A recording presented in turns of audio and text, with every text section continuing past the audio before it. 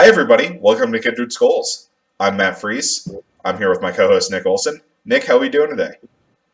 I'm doing well. I just got back from choir practice, so my voice may be a little shot. I apologize in advance. But we have 3 Vikings games to review/preview for you, so it's going to be a jam-packed episode. Going to hopefully get through everything briskly. How are you doing, Matt? Your beard is looking very full, very death metal-y, I think.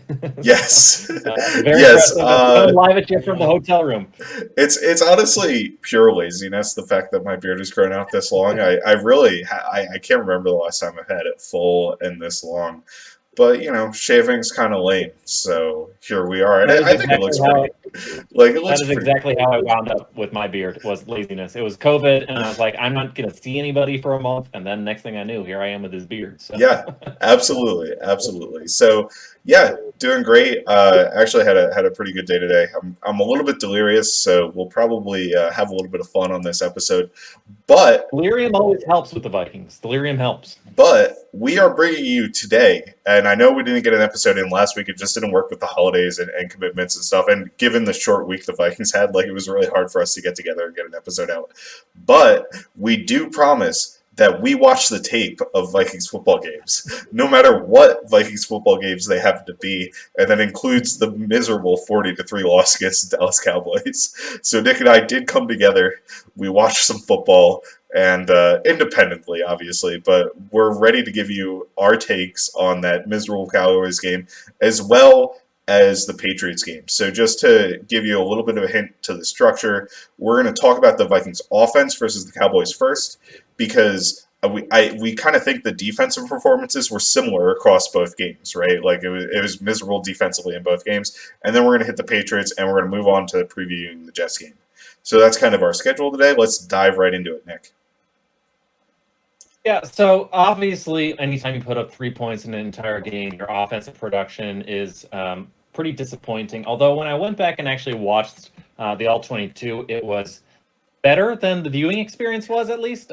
It wasn't like great, and I feel like I feel like they came into this game. I think the game plan was we want to establish the run because the last thing we want is for the Cowboys' ferocious pass rush to be able to pin its ears back and just come after Kirk every single snap. So the way you do that is you punish them by gashing them with runs. And so they came out and they moved the ball actually decently well, running the game early in the game. But the first drive, they come right out. They get 4 yards off duo. They've been mixing in a little bit more duo as they face more and more bear fronts.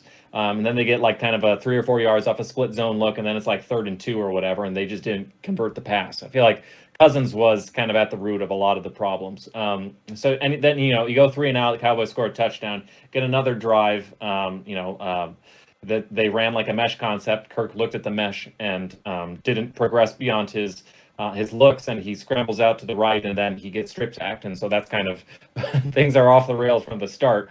You're not doing a good job establishing the run when you're going 3 and out. Next drive, you move the ball well, but then T.J. Hawkinson, who had he's been great, but this was a really rough game from him, in addition to almost everyone else. But Hawkinson drops 2 passes in the red zone. Well, the second one wasn't really a drop, I wouldn't say, but a catchable ball, not uncatchable at least.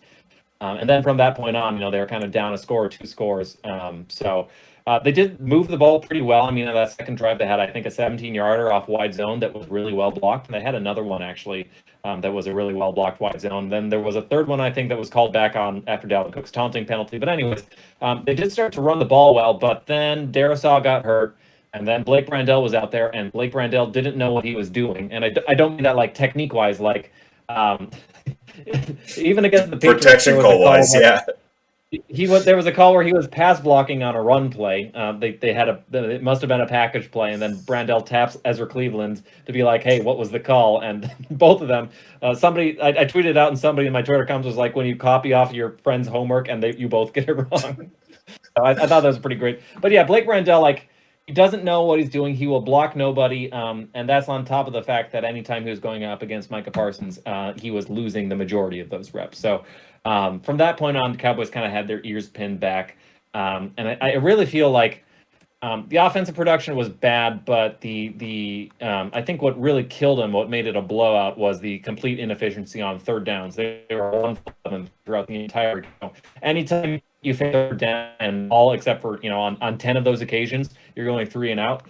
You're going to struggle unless that's kind of what happened with the Dolphins. With the difference with the Dolphins games, the defense was locked down and against the Dolphins. And the difference with the Cowboys is it was absolutely not locked down. They Yeah, gave up 40 yeah, points. So, absolutely not. what were your thoughts? That was kind of my general thoughts. Is they tried to slow down the pass rush, and instead they stalled and didn't get any points. And then the Cowboys suddenly were up multiple scores, and they wound up in the situation which they were desperately trying to avoid the whole time. So that's kind of what I think. Yeah, How the I game got think away. we had talked actually about the Vikings, quote unquote, establishing the run to kind of slow down that Cowboys pass rush prior to the game, and I didn't think we did a terrible job of that. Right, even if you look at that Kirk Cousins sack drive, the Vikings had two relatively okay runs, got into a third and short situation. I agree with you that the ineptness on third down was a major key, and I think that even though the Vikings, went into the game with the idea of neutralizing the Cowboys pass rush, they were entirely unable to do so because of the lack of execution up front. Now, so maybe they weren't pinning their ears back, although, as the score got wider and wider, I'm sure they were. But even early on, like the guys just couldn't block who the Cowboys had up front, and that's a major concern for me. Like when Christian Darrisaw was in the game, he didn't look right to me, and that's obviously he went out with a second concussion later in the game. I don't really want to speculate too much on injuries, but like I have a feeling that him being injured was impacting his play, right? Like that concussion was most likely impacting his level of play when he was on the field. He goes out, is evaluated, has a concussion, and that's really unfortunate in both like concussions are scary, especially when you get multiple concussions in short succession. And then also just unfortunate for the Vikings that, one of the best left tackles in the NFL isn't able to play. So that was a big issue. And when Blake Brandel was in there, we didn't adjust the plan quickly enough to allow Blake Brandel to thrive like we kind of did against the Patriots. And we'll get into the Blake Brandel plan for the Patriots later. But once we hit that point in the game, we couldn't block anybody the Cowboys sent at us, whether it was Fowler or Sam Williams as their backups, or their stars and Micah Parsons and DeMarcus Lawrence. And when you can't block the guys up front, you can't win football games. Is pretty much the moral of the story, and that's my major takeaway from the game.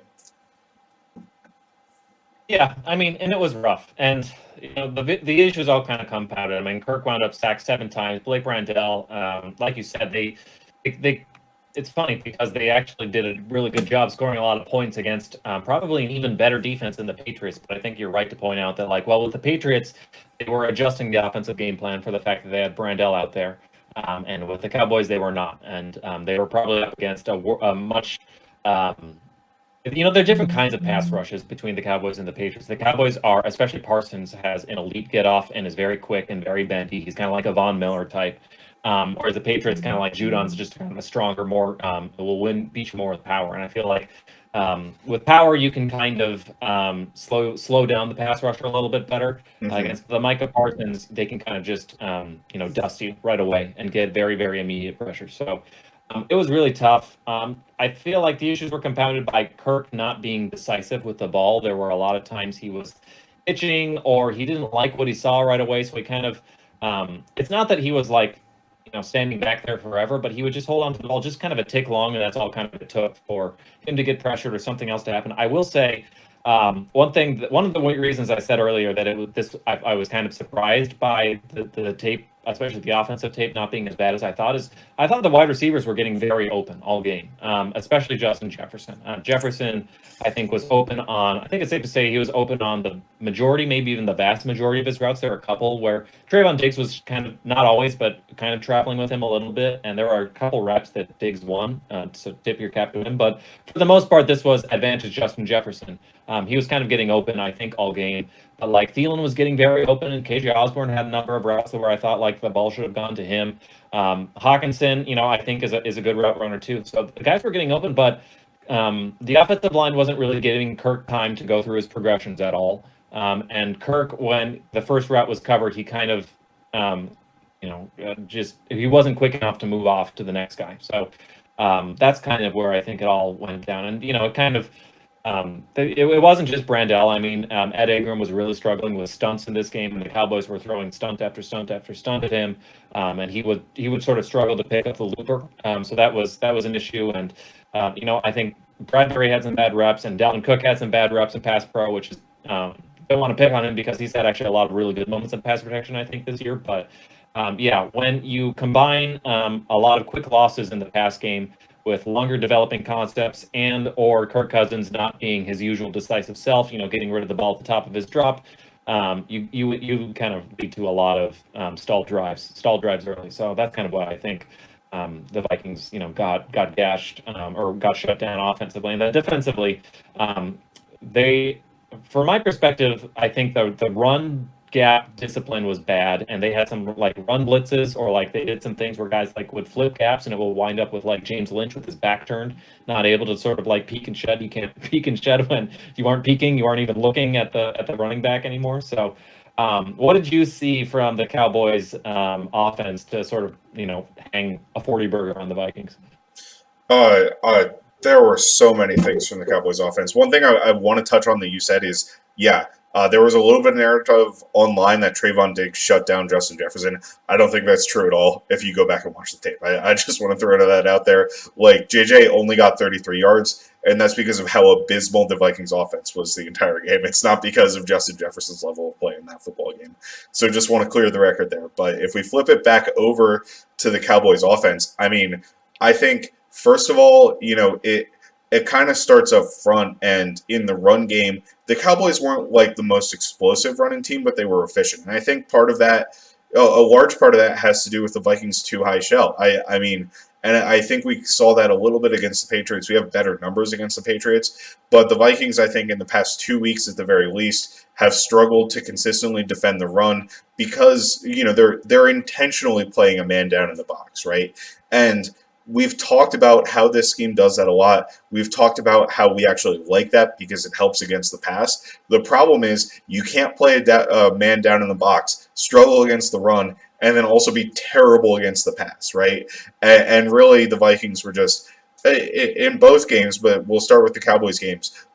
Abysmal against the pass. I think Andrew Booth was a large part of that. You and I are both very high on Andrew Booth, but he simply did not have a good game against the Cowboys. I mean, he was getting cooked. I don't know what his numbers are in terms of the number of targets and receptions he allowed, but I think it was like at least 8 for at least 90 yards, something like that. It seemed like every time Dak would drop back and throw to his left, Andrew Booth lost on a slant, Andrew Booth lost on a deep ball, and I don't think the Vikings made it the easiest for him, but I think based on his traits, you would hope that he's able to kind of succeed in those coverages.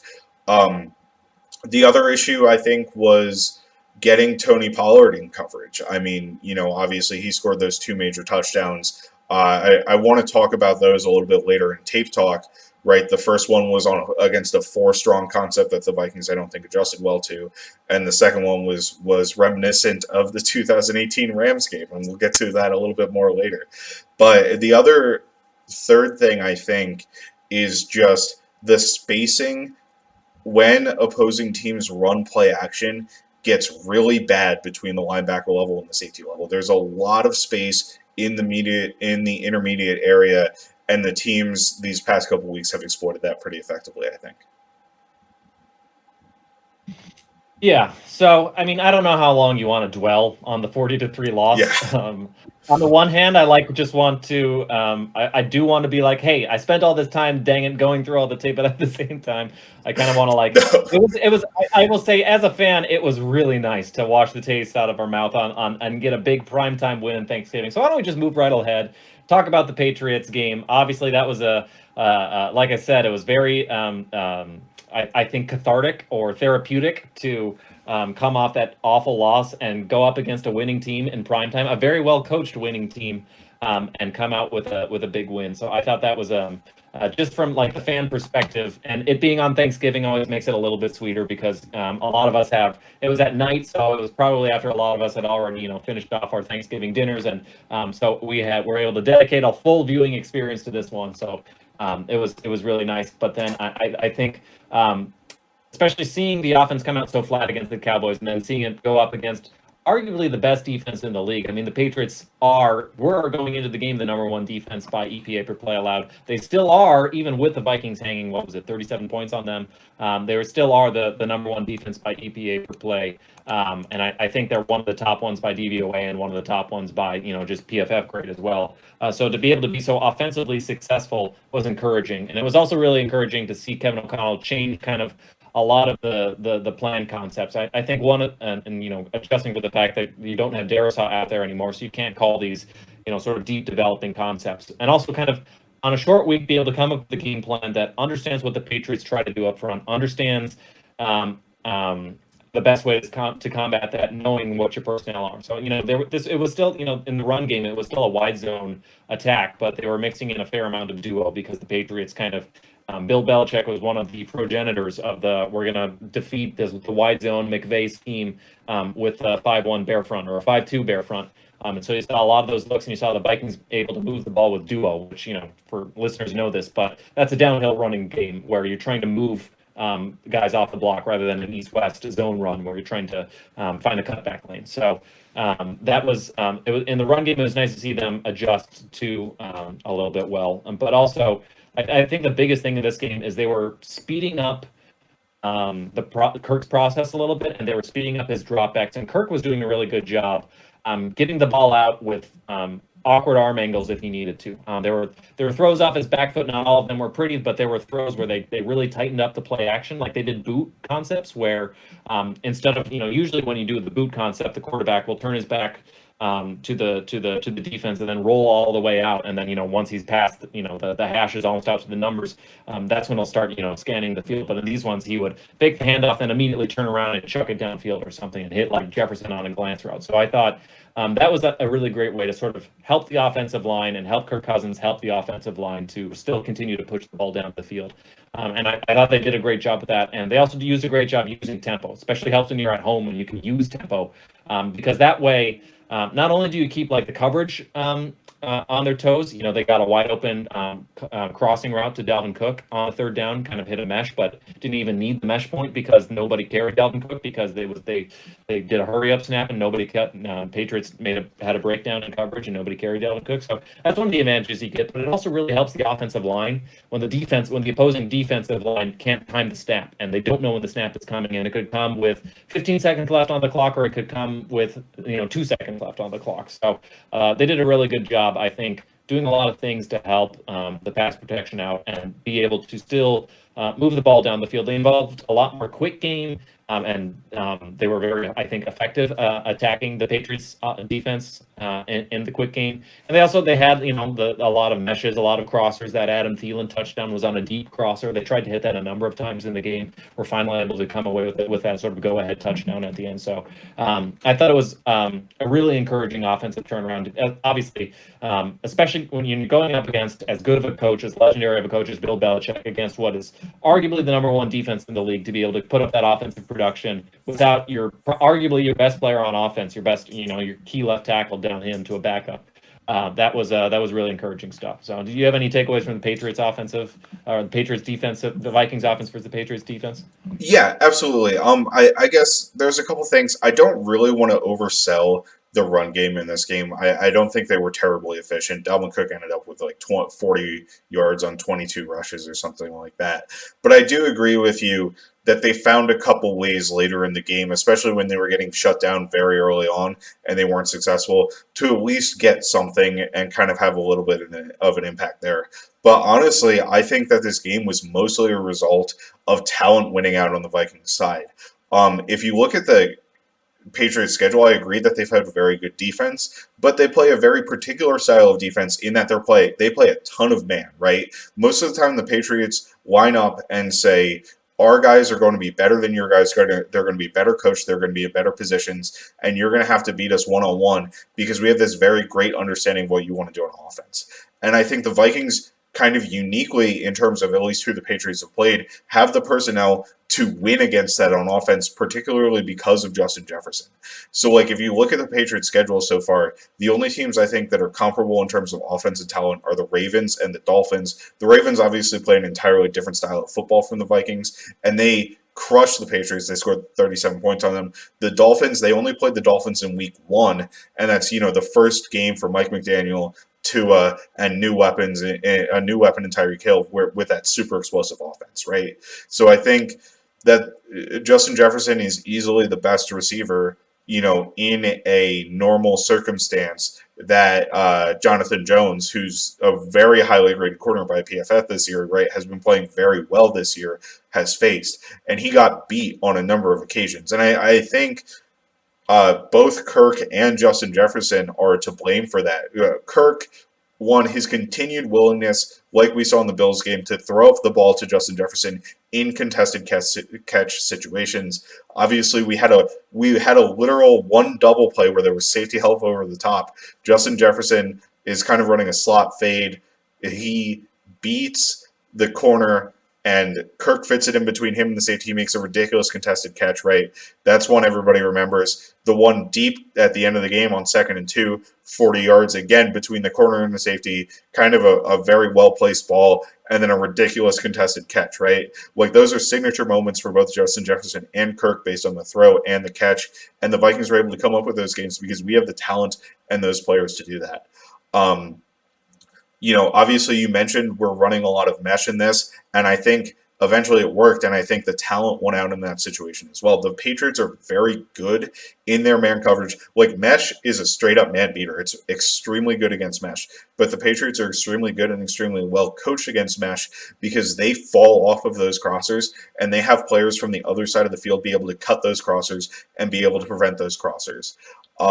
So like, if you look at the interception that Kirk threw to KJ Osborne, that's a mesh type play. That's two crossers coming across the field. And what Jonathan Jones does is he falls off of Justin Jefferson's crosser because he says, okay, I have this down safety that's acting as a robber that's going to play this. They yell at a call, and specifically he falls off of that and is in position to. It was a poorly thrown ball from Kirk, right? If Kirk throws an accurate pass, or if KJ doesn't get knocked off of his spot, maybe this is a completion. We're not talking about it. But Jonathan Jones was in position because of the way the Patriots are coached. Now, they did screw it up on the Adam Thielen touchdown, which was Jack Jones was playing against Justin Jefferson. He follows him across the formation. The deep safety takes Justin Jefferson. Jack Jones should fall off and cover Adam Thielen, but he left Jalen Mills one-on-one in that scenario. I think based on the Patriots cover rules, at least, what I understand of the Patriots cover rules, I should say, right? I don't actually know them, but I think Jack Jones should fall off in that situation. Adam Thielen instead, because Jack Jones, a rookie, maybe doesn't 100% know exactly what he's supposed to be, even if he's played very well this year, it makes that mistake, and it ends up being a touchdown for the Vikings because we have two receivers that are as talented as Justin Jefferson and Adam Thielen to be able to win those crossers in man coverage, right? So I think it was an idea of talent winning out for the Minnesota Vikings, as well as a great protection plan up front. And I think we can get into the protection plan a little bit more, but we did a ton to help Blake Brandel in this game. We motioned running backs out to a tight end position and chipped off the line a lot. We used KJ Osborne to chip off the line. We were chipping like almost every snap for Blake Brandel, or sliding to his side to give multiple players in protection so Ezra Cleveland can help him out, that sort of situation.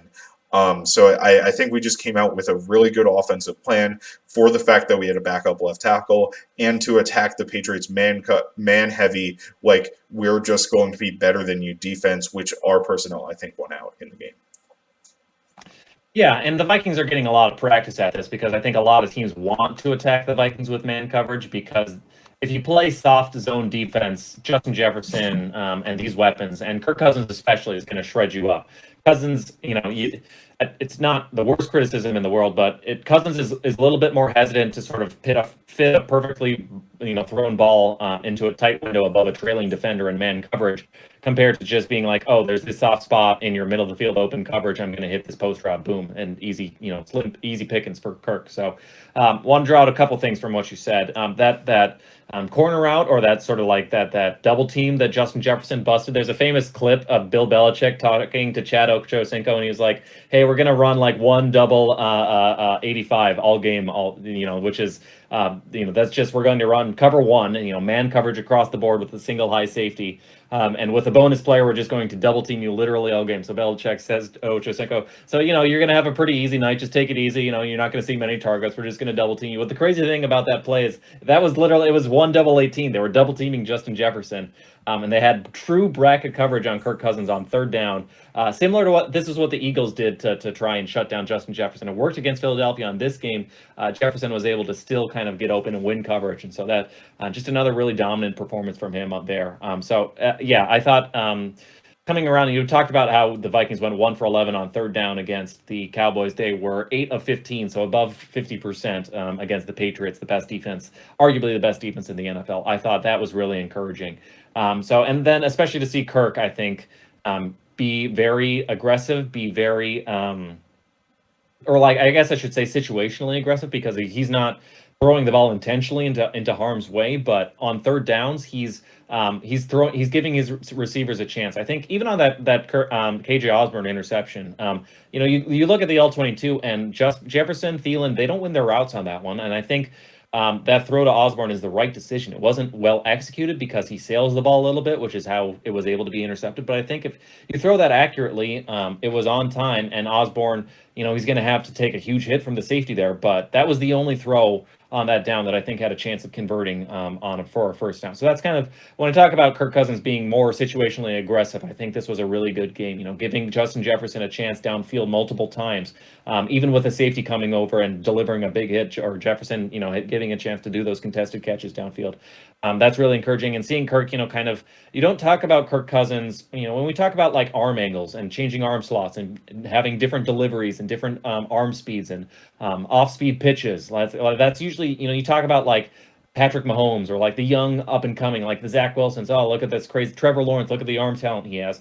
But you don't really usually think of Kirk Cousins. I kind of think of Kirk as like a statuesque pocket passer who kind of, you want him to have a perfectly clean pocket because he's got a perfect golf swing when he's perfectly clean, but you give him the slightest whiff of pressure and it all kind of crumbles down. You saw a completely different kind of Kirk in this game. So I talked about how like Kirk's stats are down, and I do think he is having generally a down year, but he's playing a more winning style of football. And I think that's kind of what we saw in this game. Like, yes, there was a bad interception. Yeah, it's fair to ding Kirk for that. But also, he put up 300 yards and 3 touchdowns against the best defense in football. So that's really encouraging to see. I think it puts Kirk on a trajectory to start airing things out a little bit. I think defensively, if we want to switch gears, it's the opposite story. Things, there was a moment after the bye briefly where we were like, oh, they've turned a new leaf. No, they have not. We've now had 2 straight games, or they look like there are coverage breakdowns. We've got Duke Shelley. We've got the practice squad cornerback, our backup to Andrew Booth getting shredded out there. Some cavalry is coming because Caleb Evans looks like he'll be ready for the Jets game, and it looks like we'll have Dantzler available for the Lions. But yeah, it was tough sledding defensively. Matt, what are your thoughts on how the Vikings defense matched up with the Patriots? So one thing I just want to say real quick is Kirk Cousins. We talked about, and we've talked about it on here before, where it's like, yeah, Kirk's stats are amazing, but it would be really nice if he would be able to play more winning football, right? And now it's like, we're getting Kirk that plays winning football, and his stats suck. Like, It's so funny. it's so perfectly symmetrical. It's really funny. He's doing everything we asked him to do except do all the things he was good at before, like throw accurate balls and not turn the ball over, which he was elite at. I think I'm not as scared to. I don't want to like go homer, but I do think it's fair to say Kirk has elite accuracy. I mean, he's top 4 in completion percentage above expectation each of the last 4 years. He's the only quarterback to do that, and has consistently one of the lowest turnover worthy play percentages, and that's kind of like Kirk, for all his mistakes, he's not going to turn the ball over. Maybe he'll go 3-and-out, but he's not going to turn the ball over, and he's going to deliver an accurate ball so long as you keep him upright. And all of a sudden, like, that's not the Kirk Cousins. We're getting all the good Kirk, except for the things that are kind of really important to do, which is not throw the ball to the enemy and to give your guys catchable balls. But we We're digress. we're getting the Kirk we wanted, and we're not getting the Kirk we used to know, and it's a really weird dichotomy. It's Uh, almost like he's getting revenge. Like he's like, oh, you want me to be super aggressive? Okay, I'm gonna throw a bunch of interceptions for you, and I'm gonna not do all the things, and then you're gonna miss the good Kirk that I was all those years. So, if we can just combine Kirk of years past with a situationally aggressive Kirk, I'm gonna be a happy camper. Yeah. So at 9-2, not mad about that, Kirk. Definitely not mad about that at 9-2. But like we've been trying to do for a little bit now, let's flip it on to the defensive side. And just on the defensive side against the Patriots, I mean, I think I saw still a little bit of that issue with two high safeties. You look at the runs where the Patriots were successful, it was definitely a scenario where the Vikings were simply outgapped in the box, and the help from the safeties late. I mean, there was, and I think it sticks in my mind because I believe we had like a 14-yard Ramondre Stevenson run, and then we had that Hunter Henry touchdown like 2 plays in a row, right? Where it's like the Vikings are simply outgapped in the box. The safeties can't get down there in time. It's a really successful run, and then we turn around and we're not able to defend the pass again. I think it's a little bit of what I talked about before against the Cowboys on defense, the susceptibility to play action over the middle. I also think there's a little bit similar to what we talked about against the Cowboys. There was a drive where Duke Shelley just lost like 3 times to Devontae Parker, or maybe it was spread over two drives where he let up like 80 yards in 3 plays, right? Because he ended up one-on-one against Devontae Parker, and Parker won those reps. Mac Jones was able to trust them, throw the ball down the field. Now, one was a really nice contested catch by Parker, but a couple other times Shelley just lost. And that's kind of what happens when you're down to your, I guess he'd be your fifth string corner at that point, right? A guy you had to sign to the practice squad like 3 weeks ago, and now all of a sudden is starting for you because of injuries you have at the cornerback spot. That is something that we can hope can get better going forward. But this game in particular, I think the play action issue with the linebacker level versus the safety level was a really big deal to me. And Cam Bynum, to me, is the number one culprit. I talked about him, in kind of with safeties being high in the run game. That's an issue with him because he plays everything super deep.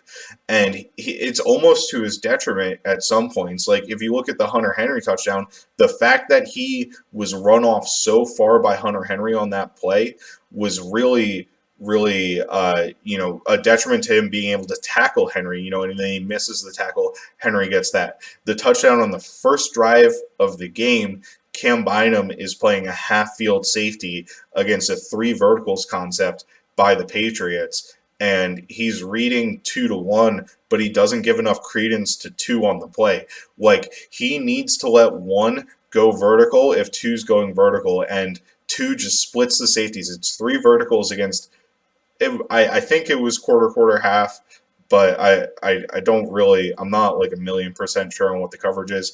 Either way, it was 2 high safeties, right? So a vertical just split the safety, and it's an easy like 40-yard touchdown. Like that just can't happen on defense.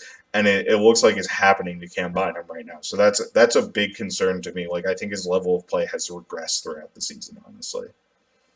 Yeah, I will give him credit. He did have that really nice pass breakup on, what was it, like third and I forget the exact circumstance, but it Yeah. was the one where they had pressure on Mac Jones and he rolled out and amazingly bought enough time. They delivered a kind of a strike downfield, and Biden was able to get the pass breakup from behind. So that was a really high level play. But you're right. I would put the Nelson Aguilar touchdown on Bynum. You're right. He's playing halves technique, and you can't give up a vertical up the seam when you're playing it's your half. Like, come on, dude. I think part of it is. I think he wants to give it a little extra help, play a shade a little bit farther Sure. over to Duke Shelley's side. And I feel you can probably say the reason the Vikings have been hitting a bit of maybe not a rut, but like if you just look at point differential, it looks like a rut. Is that these injuries, they're trying to do things to help out Blake Brandel instead of Christian Jericho, to help out Andrew Booth or Duke Shelley as opposed to Cam Dantzler or Caleb Evans.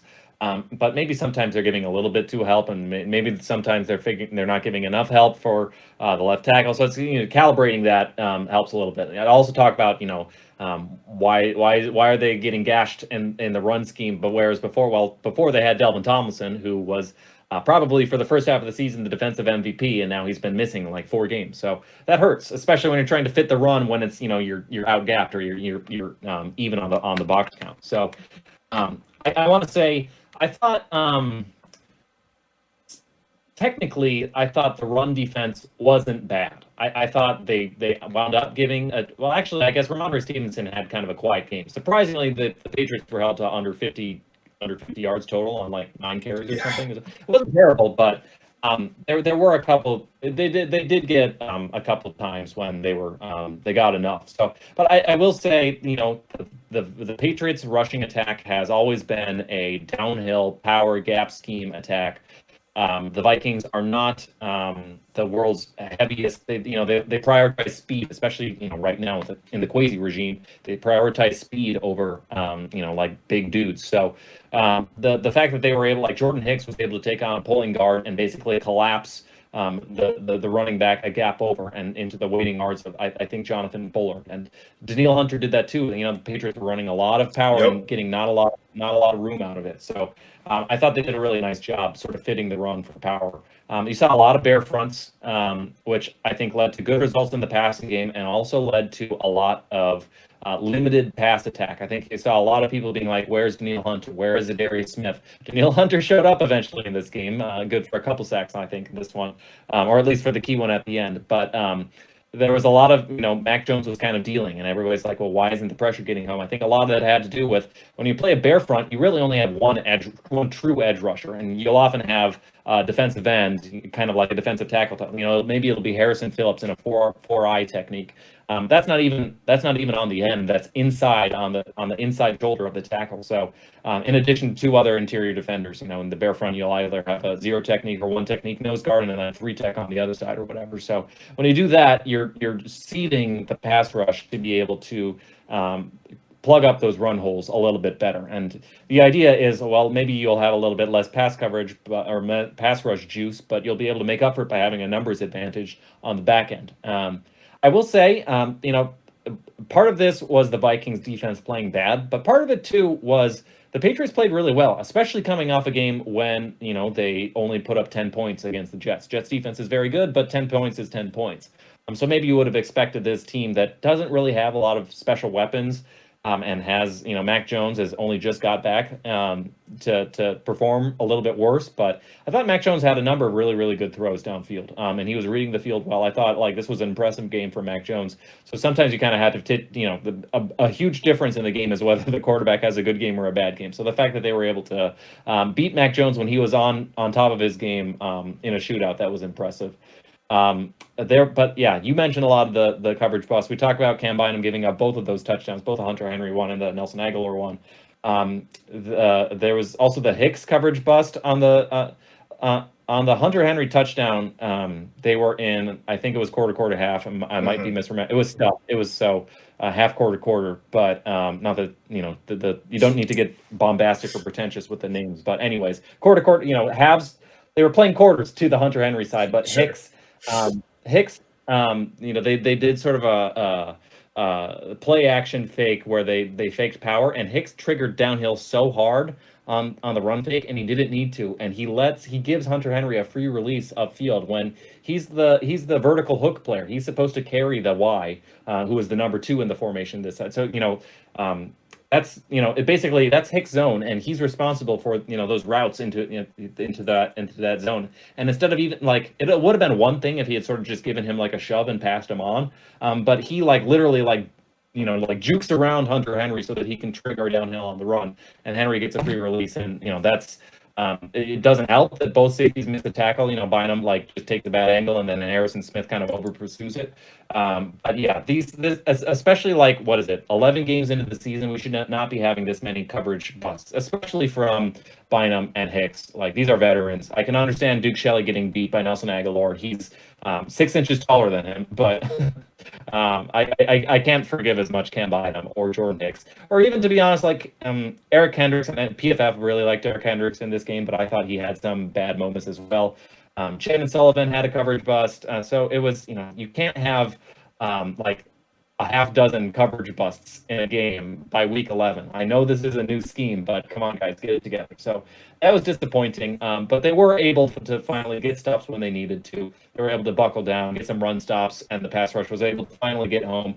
Patrick Peterson was not targeted pretty much all game. There was a wide receiver screen that if you want to chart that in his coverage, fine. Went for 5 yards, and then there was the 17-yarder at the very end of the game where Patrick Peterson, vet savvy, we've seen this before, makes the tackle inbounds, like drags him back inbounds, makes the tackle, and knows that the game is kind of out from that point. So it all's well, I suppose, that ends well. But yeah, you look at the coverage from the Cowboys game and then the Patriots game, and it's like, guys, I thought we were Yeah. moving forward, but now we're moving backwards. We're making even more mistakes than we're used to. So that's not encouraging. But we won, so I won't harp on it too much.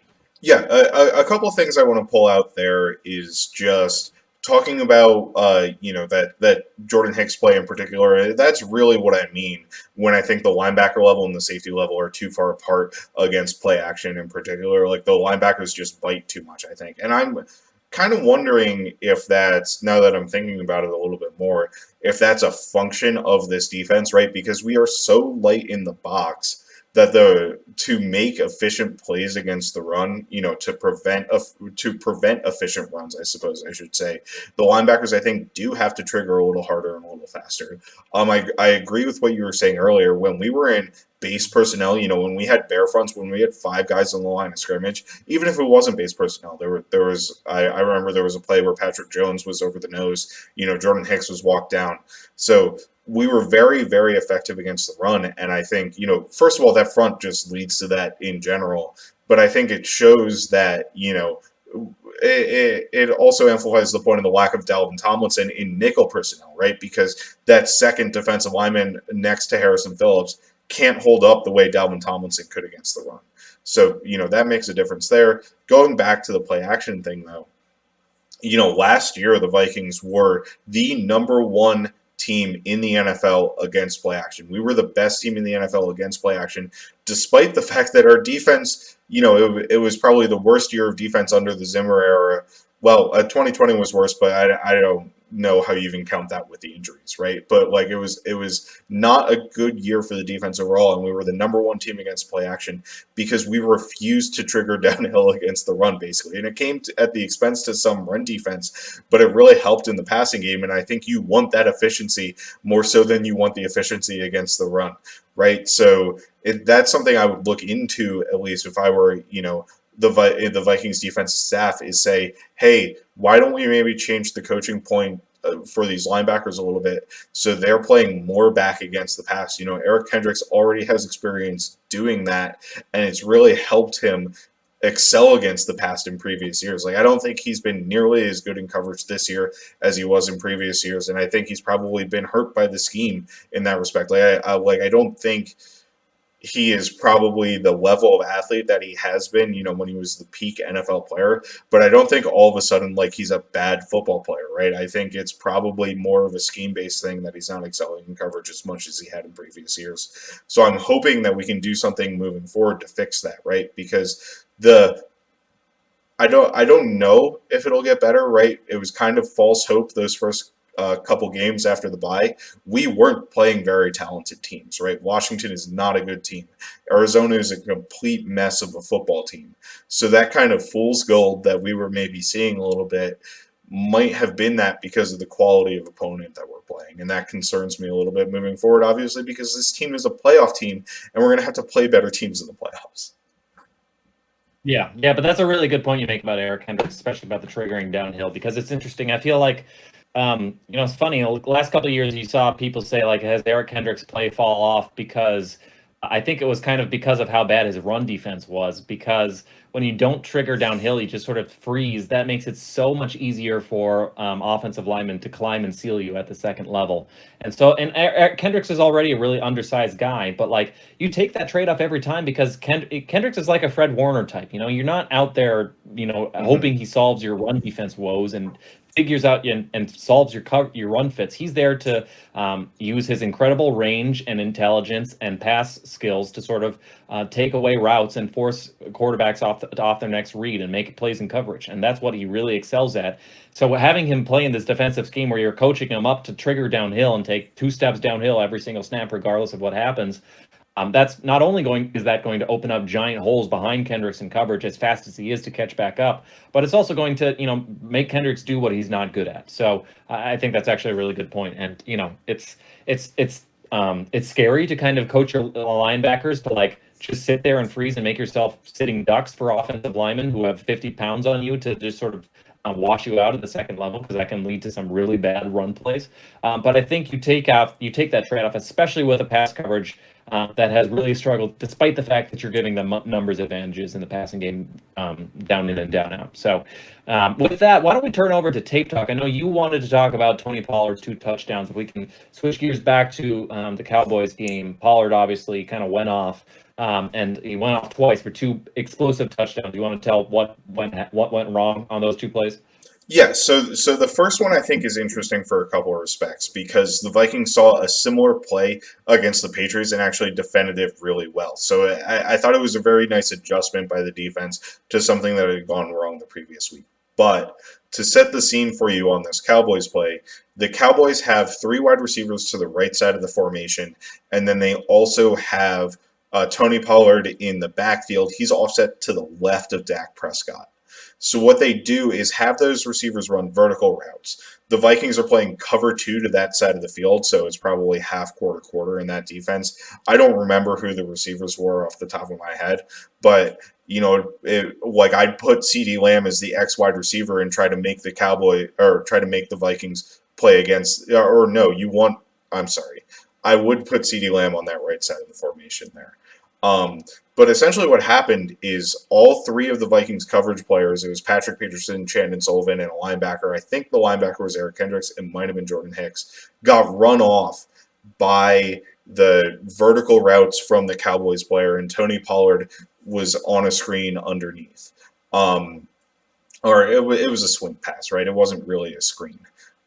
But because the Vikings had 3 corners or 3 defenders low and a single defender high, they only had 4 defenders against the 4 Cowboys receivers to that side. That's a really bad matchup for the Vikings. Patrick Peterson, I think, was supposed to come off when he's passing his player to the deep safety and come make that play. It was a really difficult scenario to put Patrick Peterson in.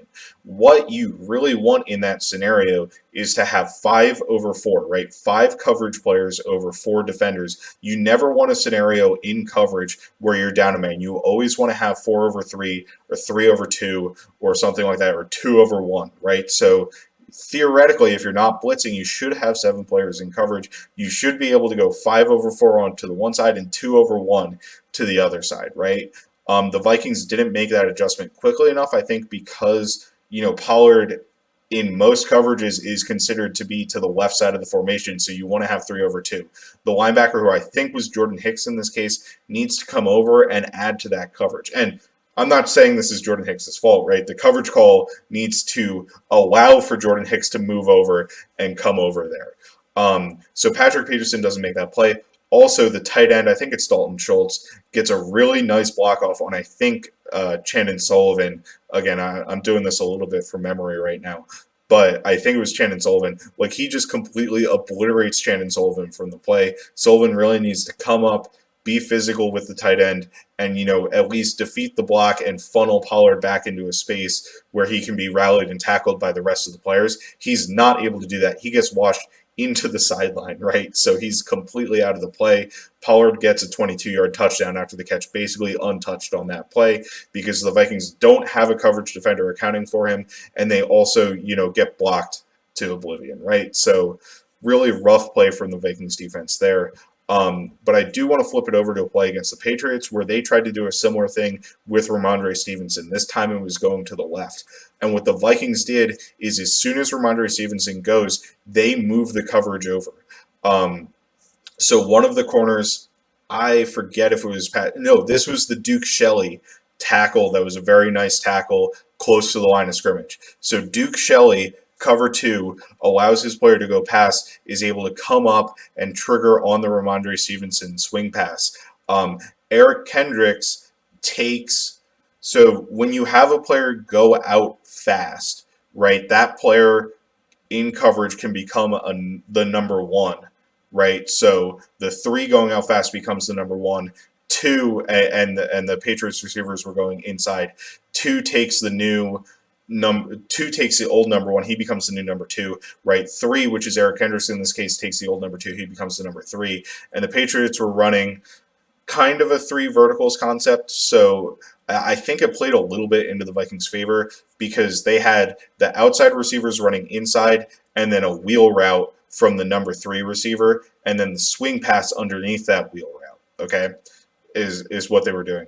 So the Vikings are able to push over all of those players towards the inside and allow Hicks to cover the, I guess, eventual number four player, right? Because he has to come from across the line of scrimmage. He's able to make that, and Duke Shelley is free to make the tackle. So they did adjust the coverage there to get five defenders, four underneath defenders. That's Kendricks, that's Hicks, Chandon Sullivan, and Duke Shelley, as well as the deep safety. I don't remember if it was Harrison Smith or Cam Bynum, but it doesn't really matter. So you get 5/4 in that scenario. They were able to adjust that coverage. And then the next one I think is really that second Tony Pollard touchdown is really just a speed mismatch, right? I called it reminiscent of Anthony Barr against the Rams in 2018 earlier.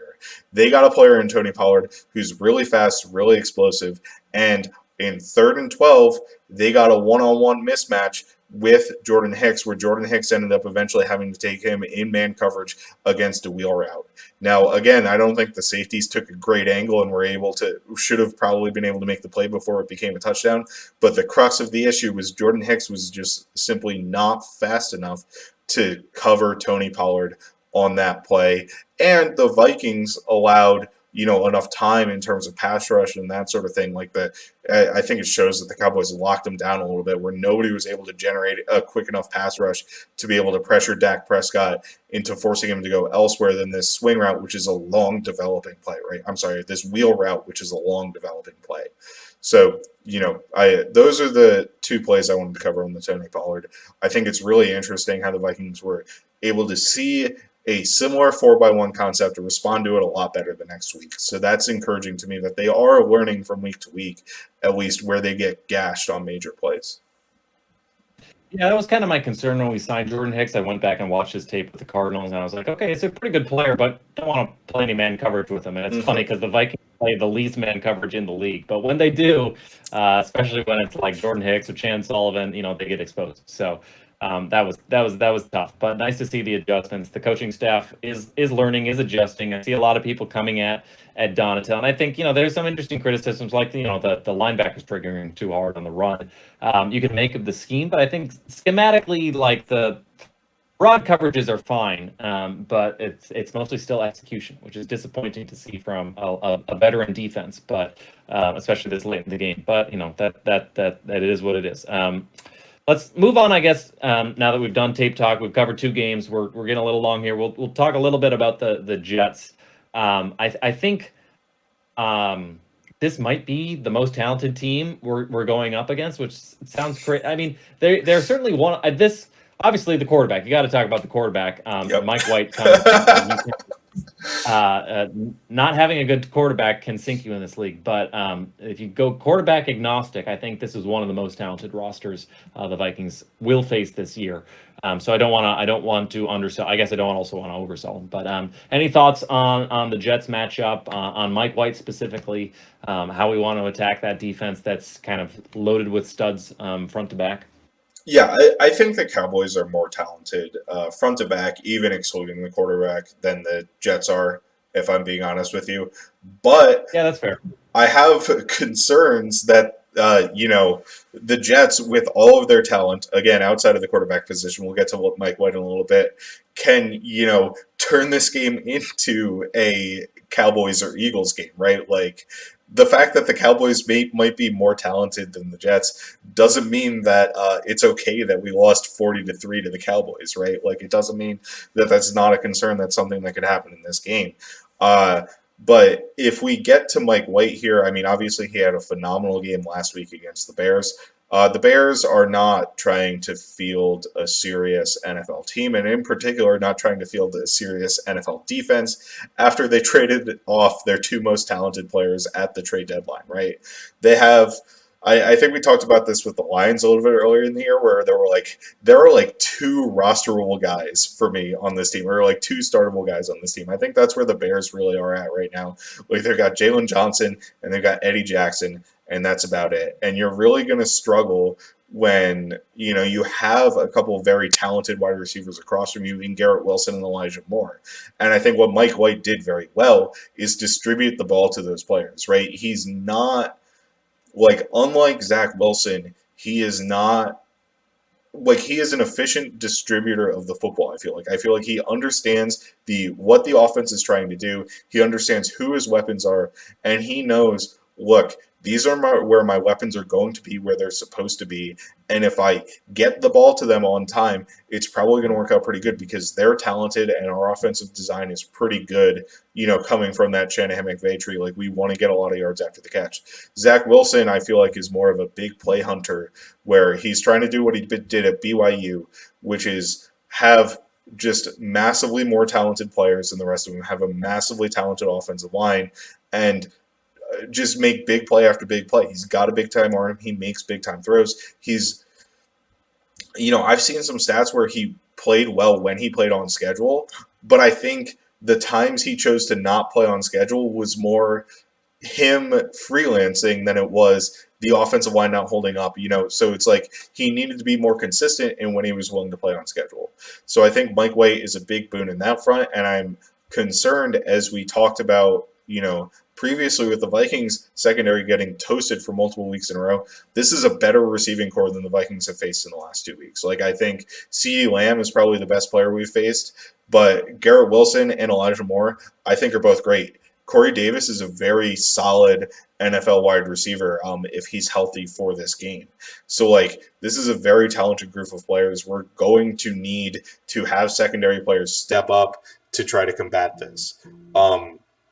And then I guess if you flip it over to the other side of the football, my big concern is that for this game in particular, like, is that Quinnen Williams is going to absolutely wreck this football game. Like, if the Vikings lose this game, they could lose it badly if they allow Quinnen Williams to just run wild, right? We saw against Washington, we almost lost that game. We kind of had to have a miraculous comeback where we were helped by a very bad interception by Taylor Heinicke that turned into a touchdown quickly.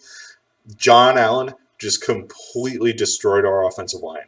Quinnen Williams is playing like the best defensive tackle in the NFL. The Cowboys game we lost because Micah Parsons et al., like everybody on that Cowboys team, completely destroyed our offensive line. The Jets have a lot of talent that's playing well up front. I mean, I don't think any of the names are particularly impressive, but everybody seems to be playing very well, like whether it's John Franklin Myers or whoever. So I don't think, even if they don't have the name brand guys, I think they're one of the most dangerous fronts we've faced, and that's a big concern for me, especially with Christian Darrisaw, I believe, was DNP again today. So we're going to be working with a backup left tackle almost certainly in this game. And, again, the interior is the biggest concern on our line. That's where Quinnen Williams rushes. I will say one thing on Sauce Gardner. I'm not scared of Sauce Gardner because I don't think a single player in the NFL can cover Justin Jefferson. Like, I don't think there is a single player in the NFL that can cover Justin Jefferson. If Kirk Cousins has the time, and that if is the operative statement, I think Justin Jefferson will end up getting his again, unless the Jets are willing to devote a ridiculous amount of resources, by which I mean Sauce Gardner and a safety over the top, like a bracket like the Lions did, to covering Justin Jefferson, in which case you're just going to get crushed by the rest of the weapons the Vikings have. So I think Sauce Gardner has been playing awesome. I think he's an amazing rookie. I mean, we scouted him before this season. I think his talent that he showed with his rare, size and length and also physical attributes and as a man coverage corner has really showed out this season. So I'm not trying to diss his ability, but I just think Justin Jefferson is that good. So that was very long winded from me, Nick. Anything you want to pull out there?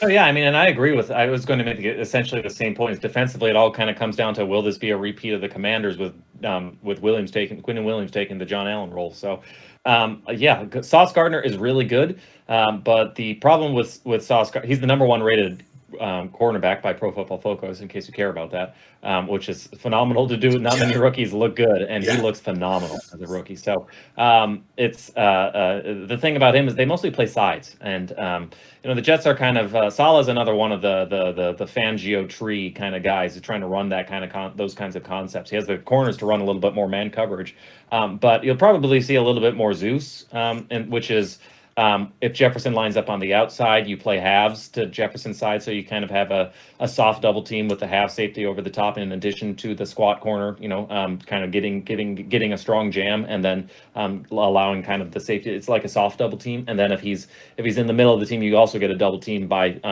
playing the quarter side to that half where he is, so that you get the kind of the hook person on him, and also you have the quarter safety kind of double teaming him. More of a neither like a true double team, but kind of close to a double. So that's probably what you'll see, which is what you saw the Eagles do to Jefferson, except on third downs when the Eagles gave Jefferson true, cover one double Jefferson looks. So Salah's a really good defensive mind. I think it's a really good defense. They have the horses to kind of run whatever they want. I think everybody in that cornerback room is really good, but they also have a really good defensive line. Obviously, Quinn and Williams, but like Carl Lawson's like a really good secondary edge rusher as well.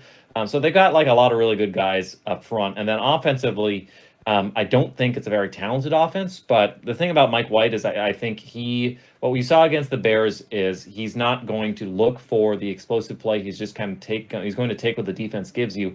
And the Vikings defense will give you a lot if you just take what the defense gives you. So that's kind of what might concerns me. And the other thing is Garrett Wilson, I don't want to throw out the elite word with a rookie, but he's a fantastic separator. Just like he gets wide open very easily. And it maybe it doesn't matter as much because the Vikings play so much zone coverage that like we don't play the man coverage. We won't even try to cover him mano a mano. But he's a very dangerous receiver, and like you said, Corey Davis, Elijah Moore, these are also guys who are more than capable of putting up big stat lines as well. So I will say the offensive line is bad. They've got like 38-year-old Dwayne Brown at left tackle and a fourth-round rookie starting at right tackle. Neither of whom are performing well. Lake and Tomlinson kind of also over the hill at left guard. So I mean, the Jets have had a terrible offensive line for forever. So that limits them a little bit. So I think you kind of are hoping the pass rush can bounce back and get to the quarterback a little bit faster. And I will say with Mike White, one of the concerns with him, and one of the reasons I think he, with every backup, it's like, well, what did you do to not become a starter? And I think with Mike White, he has the arm to push the ball, drive the ball, and make all the throws, but he is not. Well, at least especially last year, he was not careful with the football, and he does not sort of get through things fast enough. So I feel like if he just throws to Garrett Wilson, he'll probably be okay. Or the thing is like, will he take what the defense gives him? Yes, but he has to have enough time to do it. So I think it's gonna. For the Jets offense, I think it's going to come down to how quick can the Vikings pass rush get to him. Hopefully, this is another game where Hunter and Zadarius Smith come back. When we get Dalvin Tomlinson back, I think he's an underrated element of that pass rush as well. Because when the four that are coming after you are Hunter, Zadarius Smith, Wanham, and Dalvin Tomlinson, that's a really good front four. Hopefully we get Tomlinson back healthy because that'll help a lot. And then defensively, with the Jets defense. They're so good through the air. They're so good through the ground. But I do think because they like to play sides, we've seen this where the Vikings are able to scheme around. Like Sauce Gardner is not. He's really good, but he doesn't travel across boundaries and into the slot or whatever, or at least not very much. So we saw with the Packers in Week 1, teams that don't take the Jefferson threat seriously and allow us to dictate the matchups. Tend to get burned a little bit. So that's kind of my hope is they will be creative in where they line up Jefferson to be able to sort of exploit this and use motion a little bit more because this is a game, especially if you're playing Zeus and the coverage snaps are changing all over the time depending on where Jefferson is lining up, and you put Jefferson in motion, that'll lead to coverage breakdown. So to kind of, I guess, put a bow on it, I feel like it's a matchup where if they can survive Quinnen Williams against Ed Ingram, I feel like there will be ways to have these receivers have a really good game. Even though I think this is probably this might be the best secondary they've gone up. I mean, they just went up against the Bills. They also went up against the Packers early in there. So they were gone up against a lot of really good defenses. They're kind of in a stretch of, the Patriots. We just played the Patriots, and they're awesome secondary as well. But this is a really, really good one, too. Right up there with the Patriots, with the Bills, and DVOA and EPA per play. So, it'll be a really good test to see if the weapons can keep up, continue these 30-score games, or whether it will revert back to the pumpkin of a 3-score game against the Cowboys. So. Good test. A couple things I just wanted to wrap up with there. I think I totally agree with you that the potential difference between the Vikings defense in this game and the Bears defense last week against the Jets is that the Vikings should be able to generate a pass rush against this offensive line. Like the Bears have no pass rushing talent. The Vikings have a lot of pass rushing talent. So I think if you're looking for a reason that the Vikings defense is able to outperform what the Bears defense did last week, even if the Vikings defense isn't great, it's that pass rush. Also, Garrett Wilson, I agree with you. Like, I wouldn't put him on the elite level. I don't think he's, 2020 Justin Jefferson is a rookie, but I do think 2015 Stephon Diggs is a pretty good comparison. The difference between him and 2015 Stephon Diggs is there's a lot more talent around him than there was on that Vikings team at the receiver position. So I think, you got to give a lot of respect to their other weapons. With that being said, we talked about, the Vikings defense looking good out of the bye was maybe a mirage. Well, we also, I believe, get a Caleb Evans back this week. Am I correct in that, Nick? I think he practiced fully today after being in concussion protocol for the last 2 weeks. So with that being the case, maybe we will see a bit of a bounce back from the defense because we have two of our preferred corners back. Obviously, it's not Cameron Dantzler, who was our starter, but Caleb Evans played very well in the time he did see the field. So I'm hoping that will help our defense pretty significantly because it's fallen off with backup corners the last 2 weeks. Well, maybe we'll close. Final prediction. Do you think, I think right now the market has the Vikings as 3-point favorites. They are playing at home, so kind of suggesting even matchup on a neutral field, but the Vikings are playing at home. How do you feel like this one might come out? Yeah, I think the Vikings win this one, and I think, honestly, it's going to be more than 3 points. Like, I think the Jets are a bit of a mirage as a football team. I think Mike White, while he played well last week and is a better quarterback than Zach Wilson, is really I just can't put him up against Kirk Cousins. I think they win by a touchdown, let's say. I'm not going to predict the Vikings break their 1-score win streak, right, which is now at 8 games in 1-score games. So, but I think that they are a significantly better team than the Jets. Obviously, this can all go awry if Quinnen Williams wrecks the game, as we've talked about. But I just like the Vikings talent more.